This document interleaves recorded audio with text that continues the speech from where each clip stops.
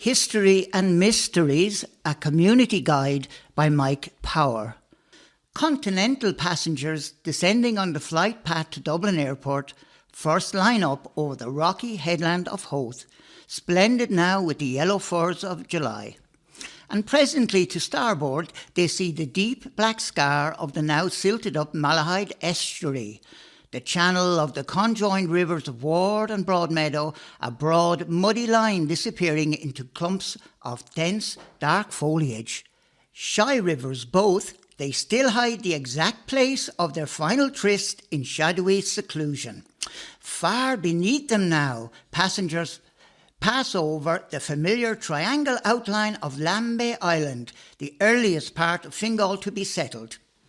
And looking inland, they may now see parts of the ancient Fingal inland settlements of Rollstown, Garrystown, Old Town, Ballybohol and Dunall, their new burgeoning housing estates shining like white islands in a sea of brown, for it is now full summer in Fingal. Children playing on their greens, youthful voices echoing in an ancient land. These villages spring up naturally over time as invaders settled, as churches were dedicated, landlords invested, mills established or rivers forded. They are the glory of Fingal, testament to the enduring vision and resilience of their founders. Further to the right now, over the aircraft's wings, looms the stocky round tower of Lusk, a companion early monastic site with swords, as well as its near neighbour, Church of Old Balrothery, an area boasting settlement since the Bronze Age. Clunk, clunk, and then that familiar whine as the wheels drop. Extending to the far horizon, passengers may now see huge flat fields replete with well-minded drills of potatoes, cabbages, turnips, and that relative newcomer to the agricultural scene here, the glowing yellow of oilseed rape. The back-breaking agricultural work of former days, now done efficiently by robots.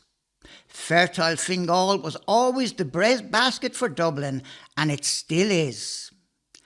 Checking finally to starboard, the round tower of swords passes by on its lone high green mount, long settled and holy ground.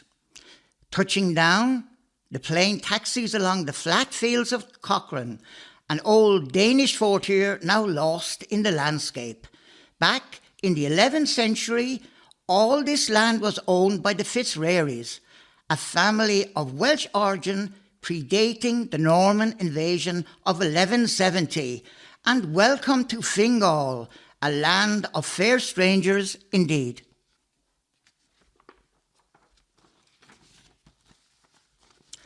Part 3. Swords in 12 historical chapters. Chapter 3, Prehistoric Swords. Even in prehistoric days, people would scroll pictures of animals on the walls of their caves. Quote, "The men moved noiselessly through the forest, eyes and noses focused on the fresh wild boar droppings, their fire-hardened spears ready and heavy in their hands, their animal skin clothes itched on their lean, sinewy bodies, sweating now under a noonday sun, their faces blackened by campfires. The leader of the group was Oman, 39, already old by their days. The group today being 6 experienced hunters, though Thapo, the youngest, limped badly, gored earlier by an angry boar's razor-sharp tusks. This sally into foreign territory was a new venture for them, hunger making them reckless, their little ones crying for food. Avoiding others' territory, they moved silently and invisibly within the dense forest. The reeds in the pools nearby swayed in the soft, warm breeze, their calf-hide shoes treading on clay and sand, and far off they heard the distant sounds of crashing tidal water sluicing in from the open sea.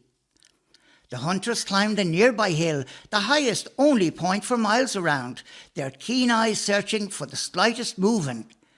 Hearing rooting sounds from below the hill, Oman signalled for the group to come slowly down the deep mound they stood on, dormant now, but full of the future promise of history and monastic eminence. Focus on the folks. The first visitors to Swords were a post-glacial Stone Age people, finding their furtive way through the long scar of the Ward Valley, or most likely paddling their way from the accessible coast into the distally forested interior. Settlement from the sea certainly occurred on Ireland's east coast very early on, a gap in the mountains surrounding Ireland, as in the Mount Sandal settlement at Coleraine in Northern Ireland, discovered in the 1970s. The estuary of the Bann providing an entry into the interior in this case. Something similar may have happened with our local river, the River Ward. These Neolithic hunter-gatherers may have arrived here in a post-glacial area some 8,000 years ago, settling along rivers, clearing spaces within the forest and living by hunting, fishing or foraging. The Ward River was in permanent flood then, unconfined by any barrier, and its water lapping at the foot of St. Columba's Hill and the three high points off it. Thick forest enclosed the whole area, the high ridge that was to become the main street in Norman days, just another path leading into the interior wildness and down to the sea. Fingal today has few original forested areas, the result of the intensive arable farming which began here with the Anglo-Norman colonisation in 1170. These folk recognised that this land of Fingal, once cleared, could become highly fertile and productive growing area. These Anglo-Normans were serious about their investment in Ireland, and some historians have calculated they invested over €3 billion in their castles and other settlements that they made. Prehistoric Swords. The few paths and sandy lanes that were the swords of that early day would have been unrecognisable to us today. Native trees like ash, birch, willow, alder, pine, sally and oak would have abounded in the area, spreading a dense green canopy over the four high hills of Main Street. The biggest change, however, would have been in the deep marine estuary connecting Swords to the sea. This whole area would have been tidal, the Ward River flooding far and wide on both sides. Boats may have been needed just to get around the many deep pools and the marshy, sucking sand. Ancient Balheary, Lissenhall and Seatown. Now, imagine the whole area of Balheary, Seatown and Lissenhall playing pitches as part of an inland coastal land, covered in a mixture of marine and land-based plants. Once adapted to the semi-marine environment, these grew abundantly around the tree-covered mounds and hillocks scattered across the terrain. A deep water channel led from the Malahide estuary right into the heart of Swords, rather like the estuary we see today in nearby Turvey Reserve. This is how Swords looked in those very early days. Amazing to say, but off Main Street, you can now see a shell midden or ancient hunter's dump, the remains of an ancient man's coastal picnic here. Imagine seeing this set into a wall just off Swords Main Street. This is strong evidence the river came right up to Swords. The floodplain of the River Ward would have extended down past the village, almost to the Malahide estuary. Hunters or foragers would have moved cautiously through the dense undergrowth, clad in animal hides and wearing hide shoes tied by bone sinews, carrying heavy spears, their dogs at their side. They trod the same ground as bargain hunters now do in the Pavilion shopping centre. The senses of these early hunters was preternaturally acute, their bony bodies always tensed for action. Squealing wild boars often crashed past them, alarmed by the intruders present. Shells left by dying shellfish mixing with the glacially depleted till would have been found all over the Swords area. The Broadmeadow River, too, would have played its part in forming the landscape here, its cool fresh water flooding into this estuarine, salty environment. Focus on the folks. But let me tell you how the site of the future Swords village looked in those far-off days. The retreat of the glaciers had left its mark on this area, now facing it firmly between land and sea. Remember, these ancient walls of ice were some 10,000 feet high, and though they moved glacially slow, you can imagine just what an impact they had on the land.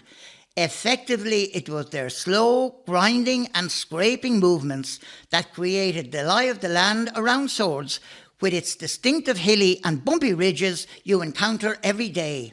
We all daily walk up and down these hillocks, unaware of their glacial origins. With the passage of time and the process of silting up, places once located on the coast can become stranded far inland. Such was the case with Swords, which even in the 18th century had its own port, with close connections to the village. For much of its early life, Swords was, loosely speaking, a coastal town abutting the open sea. Medieval authorities have pronounced that back in those times, the level of coastal water was some 15 feet higher than it is today. Conceivably then, water may even have lapped right up to the castle walls. In earlier times we speak of, the level might have been even higher. I'm pretty sure that the Ward River would have been much more navigable than it is today. It is likely, in fact, that close access to the sea was one of the main attractions Swords held for the later Anglo-Norman colonisation. Animals abounded in this area: wild boars, deer, and the seas and rivers were full of salmon, trout, shellfish, bass and flounder. We know that fish figured highly in the diet of both prehistoric peoples and the continental Normans, who always laid fish traps within easy reach. I myself have found some oyster cells up on the Norman Motte at Knocksedan. The Normans loved their seafood. The housing these people lived in was light and temporary, much like the folding tents we see today. Animal skins were laid over light timber frames, and all cooking was done outside. These earliest Irish people were hunters and foragers. Their diet consisted of deer, duck, boar, birds, salmon, eels, hazelnuts, fruits and berries in season. They used stone spearheads, arrow and harpoons to catch their prey. These people had to move constantly to source new prey, as farming was far into the future. Mesolithic era in Swords. Sometime around 4000 BC, more people began to actually settle in Fingal, bringing with them a tradition of farming and settlement. They seem to have settled in most coastal areas before venturing into the interior. They settled in the estuarine areas of Malahide and Rogerstown, living in close proximity to the sea. In the small forest clearings they made in Fingal, they grew crops such as wheat, barley, oats and corn. They also introduced domesticated animals such as horses, sheep, goats, pigs and donkeys. The diet of these people was very varied, including dairy and cereal, fruits and vegetables. These folk used stone tools to clear trees and to move further into the interior of the country.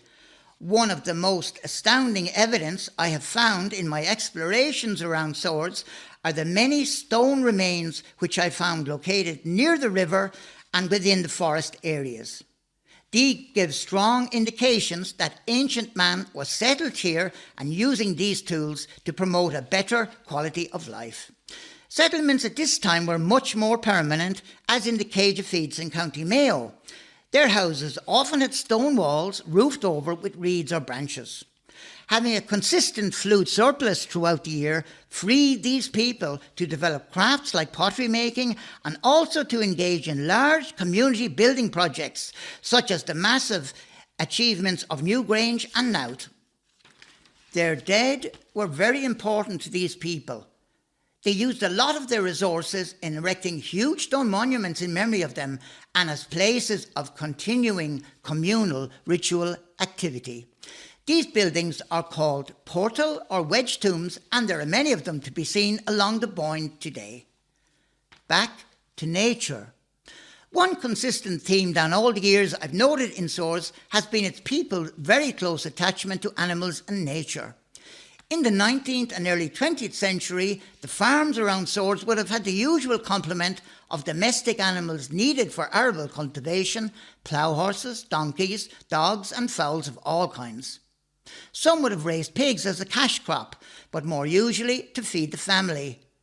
Of course, their lives were governed by the season, and each time of year had its own specific farming tasks, a more simple way of life many people long for in the past. Swords was a town, but it was a town surrounded by nature, and the more enterprising villagers always supplemented their basic diet with foraged game, fish or wild vegetables. Even in the 1950s, the rivers of Swords were full of fish, if only they could catch them. Also, not widely known, the Normans were the first to introduce rabbits into Ireland, prized both for their lean meat and their soft, decorative fur.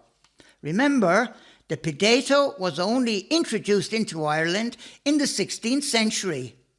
What did people eat before? Well, eating was always a seasonal thing, and for many, foraging was a necessity. Bread too could be in short supply at any time in Swords. At one time, the town had at least 3 mills working off the River Ward, yet another service supplied at a cost to those farmers able to buy it, but enough about food for now. Swords, an undulating landscape. Where the retreating ice had raised up high mounds of boulders and clay, now became Columbus Hill and the 3 stone quarries that now stand adjacent to Main Street. The ice had also laid its mark on the whole area around Main Street today, gouging out terraces of clay and rock, which give Swords its particularly undulating character. Rome was supposed to have founded on its 7 hills, and Swords too had elevating beginnings, though tarmacadam and concrete may have concealed all the tracks of these early villagers. Far to the west sat the glacially formed high escarpment at Killeek, almost invisible beneath its dense cloak of natural forest. This glacial escarpment drives into Swords and beyond, reaching its end in the Malahide estuary. The whole character of the landscape around Swords is elevated, summiting at Bariva and falling gently back down to the sea to the east. The Rathbeal Road, Highfields, River Valley, Forest Road, Church Road and the Brackenstown Road all are elevated, forming a characterful and interesting landscape, even if somewhat hard on older pedestrians.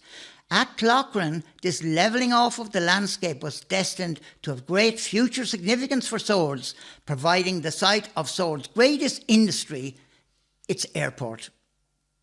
As we've seen, human settlement then would have been confined totally to stretches of the river, the area of Swords today being totally waterlogged, its flanks covered by thick deciduous forest. The area where our village sits today was then connected closely to the Malahide estuary and to the wider floodplain of the Wall River. Tides came and went, the water flooding or receding as the weather dictated, the water laying down rich sand and clay deposits which would be useful to farmers in future times.